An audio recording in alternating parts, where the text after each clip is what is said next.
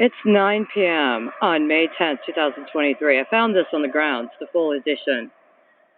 Dallas Morning News, Wednesday, May 10th, 2023. I just found it within the last hour. Legislature 23, North Texas lawmaker expelled. Charges included sexual misconduct, obstruction. Austin, the House expelled North Texas GOP Representative Brian Slayton for alleged inappropriate sexual conduct with a 19-year-old legislative aide. Slayton also obstructed a House investigation into his misconduct, the Chamber's ethics panel found. Tuesday's 147-0 vote approved the Chamber's first expulsion of a member in nearly a century. It came one day after Slayton resigned effective immediately without acknowledging misconduct. Quote, "We are here because a 45-year-old member took advantage of and abused his power over his subordinate, teenage staffer," end quote, Representative Ann Johnson, D. Houston, said before the vote. There's a problem with this. Big problem. May 10th, 2023. May 10th, 2016 is the day before May 11th, 2016. On May 11th, 2016, I was at a shelter in Chicago. I was talking to the kitchen manager about how I wanted to volunteer in the kitchen and help with the meal service. He told me to come back the next day. On May 12th, 2016, I started volunteering at the shelter kitchen, helping with food service and serving, right? Food prep and serving. I did this for 3 consecutive days, the 12th, the 13th, and the 14th. May 15th is my birthday. On May 15th, I went out of town and visited with some friends for my birthday. I came back before the curfew in order for me to be in the shelter that night. The next day, May 16th, which was a Monday, I was called into the office and I was accused of inappropriate sexual contact or inappropriate sexual behavior with minors who were in the shelter. Now, the thing is, it was not only completely libelous. Presumably, there was a written report and another witness in the room. She wouldn't let me see the written report. She said the incident happened yesterday, meaning May 15th. I said, it's not possible for that incident to happen. I was not at the shelter all day because it was my birthday and I was with a friend. They ended up expelling me from the shelter. I went down the street, half a block away, to the Alderman's office.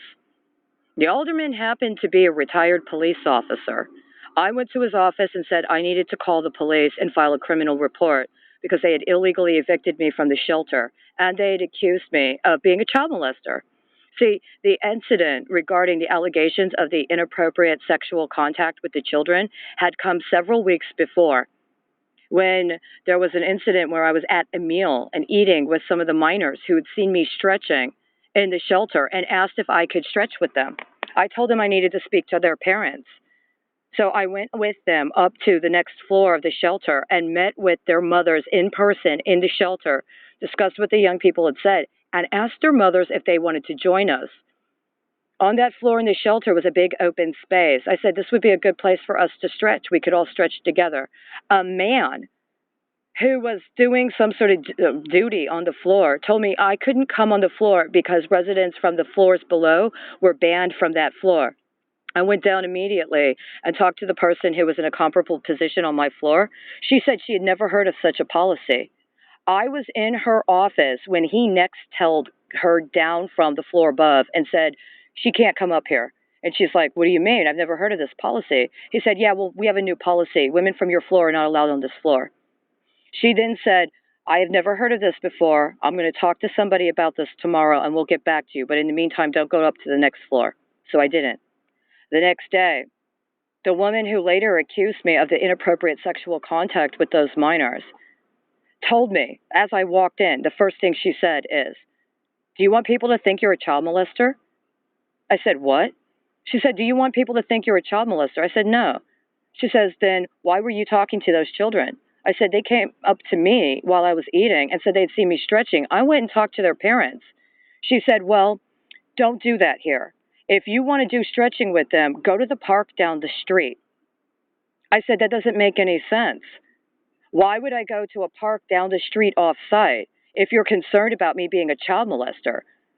Doesn't it make more sense that I would be doing this in the shelter where everybody could see me? So if there's any concerns about me doing anything inappropriate, then there is some witness, including the fact that their mothers were asked to join us. She told me that stay away from the children if I didn't want people to think I was a child molester. She gave absolutely no context and no substantiation to why I was singled out as being a suspect of being a child molester after talking to minors who were in the shelter with me. Now, this happened several weeks before the incident that allegedly justified me being evicted. Here's the other thing, though. In between, I'd ended up talking to her about something. She told me to go to an organization down the street that worked with people in housing. She said something very interesting, including something that referenced her past history before she ended up working in the shelter. The thing is, that organization is one I remembered from when I was a newspaper editor at Streetwise newspaper several years before. We frequently reported on housing issues in the city and even had a feature on that organization in the newspaper. So when I went down to the organization, I knew who they were. I don't know if any of the staff member remembered Charity Crouse, managing editor, Streetwise newspaper. But when I talked to them about maybe volunteering with them, they told me that they were involved with supporting a ballot initiative or supporting an initiative before the Illinois legislature regarding several tax proposals. They gave me a half sheet. It had some information, a basic summation of the tax proposals, but they said they were having a problem because they had gotten a number of Illinois legislators to support them, but at the last minute, before they were supposed to start scheduling the votes, all of the Republican lawmakers contacted them and told them that they were retracting their support of the bill. They said they were going to have a protest of a Republican fundraiser that was coming to town, and that they were getting people together for the protest, and that they wanted me to participate, but I shouldn't worry about getting arrested, because if I got arrested for trespassing, they already had people who had donated to a bond fund. So they would pay for my bond if I got arrested for criminal trespass at the protest. They were anticipating that people could potentially be arrested for criminal trespass, which is why they'd already gotten the bond fund together. I told them two things. In person, but also in writing in an email I sent them that was disappeared from my account within less than 30 days. I said, first of all, I'm in a homeless shelter and a domestic violence shelter right now. I don't think it would be prudent for me to go to a protest with the intent of getting arrested. Second of all, I'm not really formally affiliated with your organization. Why don't you tell me who these particular legislators are that retracted their support, and I'll see if I can set up an appointment and go talk to them in person. I didn't hear any response from them. But by the next week, so far as I recall, I had arranged with the kitchen manager to start volunteering in the kitchen and assisting with food service. If I recall correctly, I began during the noontime food service on May 12th of 2016. By May 16th of 2016, I was illegally evicted from the shelter. And in the course of the eviction, she reminded me of the conversation we had had earlier, meaning, I'm accusing you now of being a child molester and you're going to be evicted. Now, when I attempted to contact the police to the Alderman's office, they actually dispatched a police officer to the Alderman's office. I had a conversation with him on site in the lobby of the Alderman's office. And he said, well, I can't help you because you're not reporting a crime. I said, she accused me of being a child molester and evicted me from the shelter. You're saying that's not a crime? Well, that's not really a crime. I can't file a police report on that. But you can go down the street, try to get into another shelter. I went down to the street, tried to get into another shelter. They were trying to send me back to the shelter I had just reported for fraud. My understanding was, yeah, you know what the consequences are. So we're going to send you back to that shelter. You're going to keep your mouth shut, and you're going to do what they say. And once you go through the shelter system, maybe you'll get a chance. But in the meantime, you just remember you got kicked out for being a child molester. Now, here's the thing. I went back the next day after I reported to the Chicago Inspector General's office, and I also reported to HUD and HHS the incident. I reported it over the course of 2 days, including the very day it happened, and then I followed up the next day and within the next 48 hours. In the course of that time frame, what I did is also contact the shelter directly. I went and spoke with an administrator. She had me speak on the phone with the person who accused me. I said, there's been a mistake here. You got the wrong date. She's like, yeah, you're right. It wasn't May 15th. It was May 14th. I said, no, it couldn't have been May 14th She said, "Yeah, you did it when you were talking to the children during the meal." I said, "That can't be, because I was on the other side of the serving line. Every single person who ate food that day saw me on the other side of the serving line. Every single person who got fed in the cafeteria that day saw me on the other side of the serving line, serving them food. By the way, that would have included not only the children of concern, but other children." She hung up the phone. To this time, which is going on 7 years, nobody's responded. Well, what happened? On May 14th of 2016, there was a notice that was online for a year and a half that identified the Episcopal Royalty Fund office in Oklahoma was closed by the IRS. Now, it just so happens the name of the woman who made the false charges, the libelous charges, is the same first name of the woman who accused me of not paying my rent. And it just so happens that woman also identified herself as a former teacher at a Episcopal private school for children who was retired. I contend this was actually an incredibly disgusting anti-Semitic setup the entire fucking time. My understanding of the reason why I was actually kicked out of that shelter is because I was supposed to provide what would effectively be considered a bribe. I was supposed to get arrested. I was supposed to get a bond put on me that somebody paid for with a donated fund. And they were supposed to be able to use that bond later after I got elected. I contend that based on what happened during that time frame, I was involved with the food service at the shelter, and by virtue of the fact that I had already announced my intention to run for Congress, there very well might have been people. As a matter of fact, there were people that would have supported my campaign, but it was very important early on. They let me know that if I didn't toe the line, they were going to accuse me of being a child molester. And here's the thing. I'm pretty sure they were going to accuse me of being a Jewish child molester, weren't they? Yes, they fucking were. Now, here's the problem. Mr. Slayton, Representative Slayton's a Republican. My understanding is at the time there were specifically 4 Republican legislators in the state of Illinois whose support had been retracted. That was the major topic of the controversy, and was also supposed to be the justification for them targeting a so-called Republican fundraiser that was scheduled to happen in the city of Chicago in May of 2016, with the intent of causing a disturbance that they considered to have a high likelihood of resulting in arrest of the protesters. But more than this is this, 147 to 0 vote, and it's been more than a century, and we're talking about a 19-year-old. A 19-year-old? You mean like the 19-year-old and her mother, who entered the shelter on Mother's Day of 2016, or actually right after they got kicked out of the previous shelter on Mother's Day of 2016. You guys just sealed the deal on that bid here in fucking Texas. You literally sealed the deal on a bid started in Illinois, beginning in March of 2016.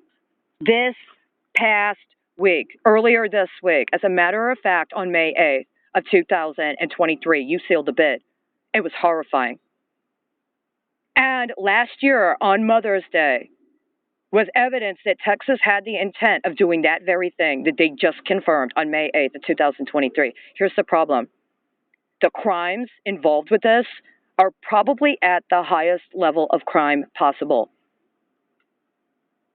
That young woman and her mother were kicked out of the shelter that I had been kicked out of because, as she said, the mother said, she had been witness to staff agreeing to lie in somebody else's legal proceeding in order to cover up for them because they needed some sort of either testimonial evidence or an affidavit from the shelter that the woman had been compliant with policy when she had not. When that woman protested the fact that they were willing to lie in connection with her adherence to policy, they kicked her out of the shelter.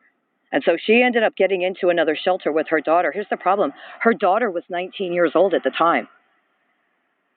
The reason her daughter was able to stay with her on the adult floor is because her daughter was actually an adult, but they were living together. Her daughter was also a genius. Her daughter would now be old enough to run for Congress. As a matter of fact, last year, her daughter would have been old enough to run for Congress herself. Wasn't a legislative aid, was it? And you just, within the last 48 to 72 hours confirmed your intent to secure that fucking deal based on events that happened in homeless and domestic violence shelters in Chicago. That has been continued for proliferation through the so-called human services sector here in fucking Texas, specifically in Dallas. It's absolutely repulsive. But here's the other thing that's repulsive. 147. How much is the salary for a Texas lawmaker? Be careful. This was reported on in the media in the summer of 2021. Why? Because Texas lawmakers that had gone to Washington, D.C. were talking about the financial strain that was coming on them because they weren't able to work during the time frame wherein the governor called a special session. And it was a big problem for them because they only made $7,200 a year as their salary as a Texas legislature. $7,200 a year times 147 is what? Even if it's just one Jew, right? One Jew called out for what? What does it say? Charges included sexual misconduct, obstruction. Here's the thing. Are you fucking serious? Yes, you are. There's no way you're going to be allowed to get away with this. Even if there was literally sexual misconduct and obstruction in the investigation, your timing, including in connection with what you already demonstrated you had the intention of following through with on May 8th of 2023, is a crime even more heinous. Why? Because it's the kind of crime you can only bid on when you allow for things like this to happen. Is this supposed to be your insurance? Is this North Texas lawmaker who happens to be a Republican supposed to be the insurance on you trafficking women and children through domestic violence and homeless shelters to bid on nuclear warheads? You literally spent 7 years bidding on a DOD contract for a nuclear fucking warhead valued at $1 billion fucking dollars, and you goddamn well know it. Is he supposed to be your insurance? Is Slayton supposed to be your insurance? No. You know what I think it is? Your insurance is supposed to be what? His subordinate, teenage staffer, isn't she? And that's why all of your workers at these shelters and your public facilities have been able to get away with what they've been doing. What is the staffer herself actually going to get as restitution? This is the same thing that happened with FEMA. This is the same thing that happened with HUD. This is even the same thing that happened with women at the Pentagon, and that's just the public sector. That's not in connection with other private entities where women accuse people of sexual harassment or sexual misconduct as an individual, got some media coverage, maybe got some individual restitution, but the structural sexual violence and exploitation that's been happening through these specific entities of concern never gets addressed. Some member of staff gets a lawsuit. What does the rest of the staff get to cover up for the crimes that are committed through that agency, including crimes they orchestrate themselves on the people who need the services? Do not forget, if I'm not mistaken, he's a member of the House of Representatives. As a member of the House of Representatives, he would have been responsible for addressing matters pertaining to a call to impeach the Texas Senate. He also, as a Republican legislator, would have been involved with providing some sort of accountability in connection with actions taken by Governor Greg Abbott during the first and second special sessions of the summer of 2021, as well as what the Democrats who left the state of Texas actually did and actually bid on. They did not announce publicly that they removed themselves from the state because the governor was trying to coerce them into committing violations of the Texas Constitution. What was their justification? What did they say actually happened? What did they say actually happened? Well, among the other things that happened, they got COVID in D.C., didn't they? Please acknowledge, because you also have to understand that for the last week, There's been a lie perpetrated through the public system in Dallas that somehow the system is offline, so we can't get online to post or check our electronic communications. There's some sort of ransomware attack. I don't think that's what it is at all. You know what you did. And unfortunately, in connection with other events involved, it's actually fucking treason. And it's treason committed by people that were actually in a role of responsibility for the state of Texas, but also the federal government. You can't just blame this on or try to say that you're defending the honor of a staffer.